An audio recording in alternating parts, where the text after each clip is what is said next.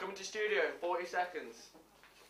I'm really sorry, but she says she really needs to see you. James, dear, No. I've come to see you at work. No. Oh, isn't this lovely? No, you need to go outside.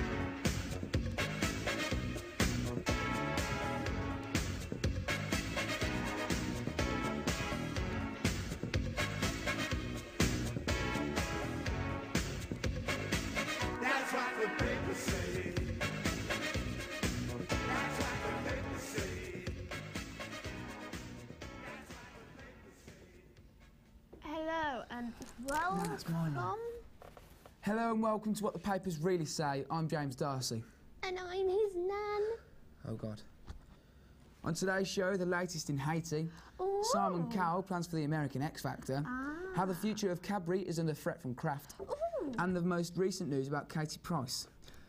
The main headline all over the nation's newspapers has been the catastrophe in Haiti. The Telegraph reported that. Haiti earthquake. Medics warn of infection risk to 3 million people. The Guardian also commented on the high number of deaths. Haiti aid agencies warn chaotic and confusing relief effort is costing lives. Who said that? Who said that? The death toll has now risen to over 200,000, and there is a scare that hospital disease and infection will take more. Haitian capital hospital, Port-au-Prince, is already overwhelmed. Most national newspapers and news shows are appealing for donations for the tragedy. Also, celebrities have been listening to the pleas for help. Simon Cowell has organised the release of a charity single to raise money for the relief effort. The song that was chosen to cover was R.E.M's 1992 single, Everybody Hurts. The charity single features 21 top recording artists, all of whom were eager to be a part of the fundraising event. Oh, yes. I heard about this on the box. I did that Michael Bubbles involved. Oh, I do love you, Bublé. It's Michael. Michael Bublé now. Anyway, Simon Cowell's also been in the papers for another reason recently. He has signed a £100 million deal to launch an American version of the X Factor. But will this new investment see the UK's version to its end? The BBC News has a statement from ITV saying, We are absolutely planning for the X Factor to return this autumn and next. The Guardian suggests that the live finals will now be moving to Wembley Arena, but also reports that maintaining the atmosphere among a large crowd during ad breaks and video reminders may be hard to maintain. Well, that's something. We'll have them blimmin' John Wood punks shouting at Wembley next. it's Jedward, man. It's Jedward. Yes, However, Jedward. the Telegraph says that all of this has come after Cowell signed a deal worth more than £12 million with ITV to keep him on the X Factor until at least 2012. However, this will mean his £6.7 million salary will be cut to just over £6 million. Just over £6 million? Well, I bet that money is going to be going on a higher-waisted pair of trousers and a wipe to glow on those teeth. I don't need my bifocals to see him, I tell you. You can light up the entire studio with his teeth. But the BBC suggests that Cowell was offered a lot of money to stay with the American Idol, which he refused, saying, I wanted to do something different. I wanted a challenge.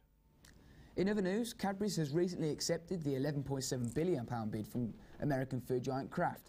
The Guardian had reported that The confectionery giant joins a list of British industrial names to have fallen to foreign takeovers in similar circumstances in recent years. More than 50 leading companies have gone, including BAA, Boots, Cazenove, Chorus, ICI, Jaguar Land Rover, P&O, Pilkington and Scottish Power. What, really? All those companies are now American, all they're taking over everything. That never happened back in my day. Just won't do that, won't? Man, please, just be quiet now. But what puzzles me is that no one really knows how much it is being sold for. As you can see here, the prices have ranged from Cadbury's £11.9 billion takeover by the American conglomerate Kraft. and that's from The Guardian, when they had previously claimed it was being sold for £11.7 billion. Please will someone make up their mind. The Sun says that Union bosses last night called for a showdown meeting with US food giant Kraft after it gobbled up Cadbury for $12 billion. across the board, the price changed from anything like £11.6 billion to £12 billion. That's a big difference when people's jobs are at risk.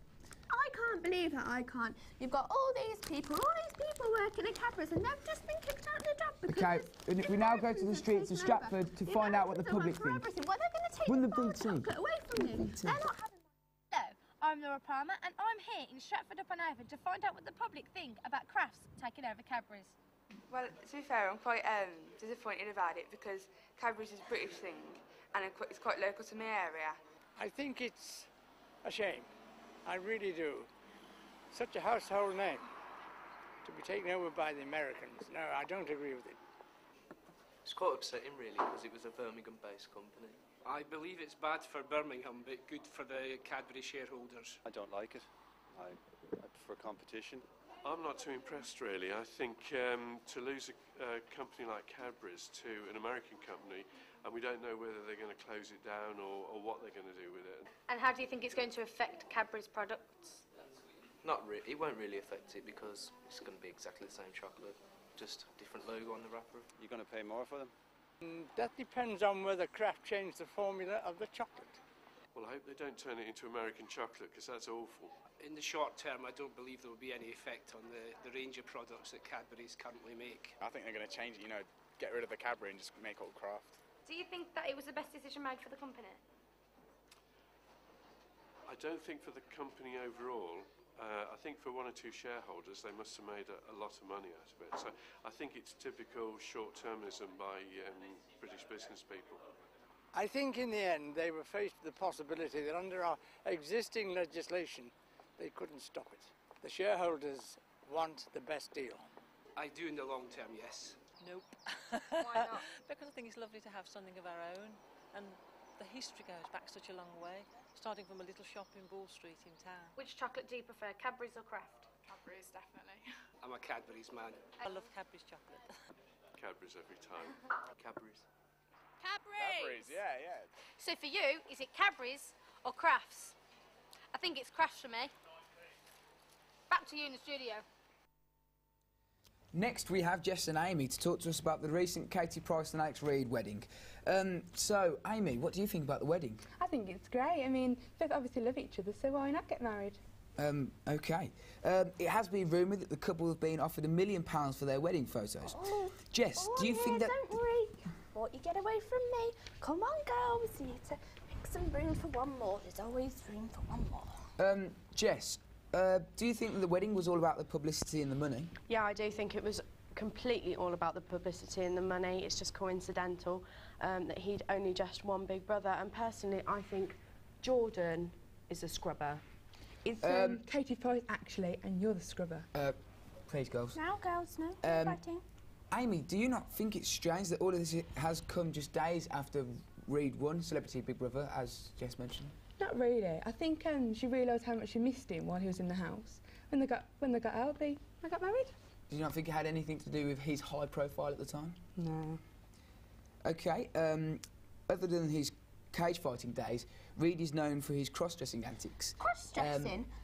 Is that men dressed as women? Quiet. Oh, how about that now? So, Amy, who do you think wore the dress at the wedding? Duh, Katie. Yeah, right. You're not sure you didn't try it on after, maybe? Or That's all. OK.